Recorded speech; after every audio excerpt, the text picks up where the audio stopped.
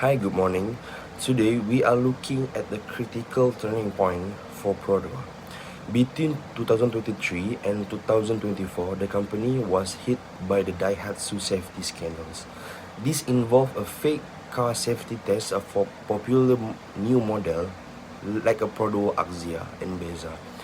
Results were rigged or changed to pass inspections because the company prioritized profit and speed of production over honest safety rules.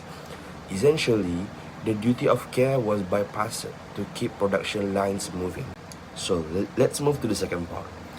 From a deontological perspective, morality is a duty of care regardless of the outcome. By adding parts to test a vehicle that aren't on regular cars, Prodwa broke its basic responsibility to provide the truth. Under Kant's categorical imperative, if falsifying data became a universal rule, the entire auto industry would collapse from a total loss of trust between all the customers. From a utilitarian view, an action is ethical if it produces the greatest goods for the greatest number. Prodwa likely justified their actions as necessary to avoid production delays and additional costs. However, utilitarianism also teaches that action causing damage to people are unethical. Risking lives for timely launch fails this test. For the next part, we are looking about the too many failure in the organizational behavior. Okay, we see many stressful culture where a fear of failure replaced the integrity. Technical staff were pressured to manipulate data to meet a strict KPIs.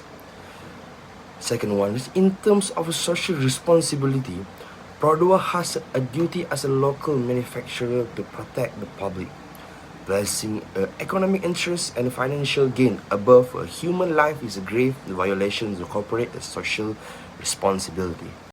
Okay, let's move forward. I have developed the Prodwa safety and integrity plan. My plan objectives are really clear: restore the trust and value integrity over speed and establish oversight to prevent the future procedural irregularities. The first one is independent safety audits. A third-party auditor will now certify all crash results before they reach regulators. The second one is whistleblowing. We are introducing an anonymous hotline managed by an external legal firm so engineers can report the management pressure without any fear. The last one is a mandatory training. All staff will undergo training and focus on duty of care and the legal consequences of fraud. Okay, now let's take a look on the policy. We are implementing a zero tolerance policy towards the data falsifications. Safety now takes an absolute priority over deadlines. Any staff involved in this manipulation will face immediate dismissal or prosecutions. For the new standard operation procedures, that is required auditors to confirm the VIN numbers, which is vehicle index numbers, to ensure test cars are not specially modified.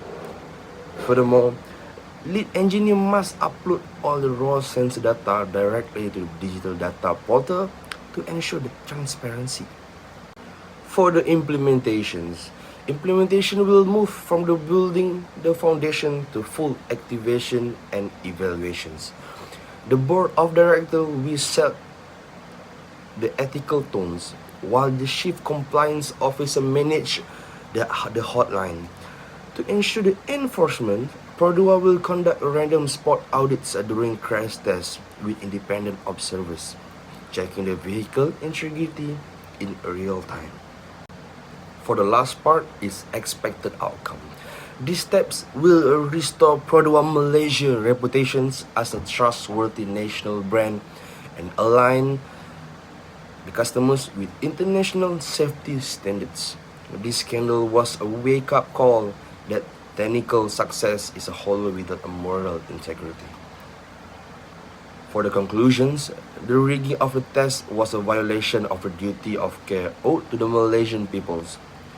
Moving forward, deontological and utilitarian principles will ensure that a human life always come before the speeds of protections. That's all for me, Wahai Kabat bin Abdullah from 22B. Thank you.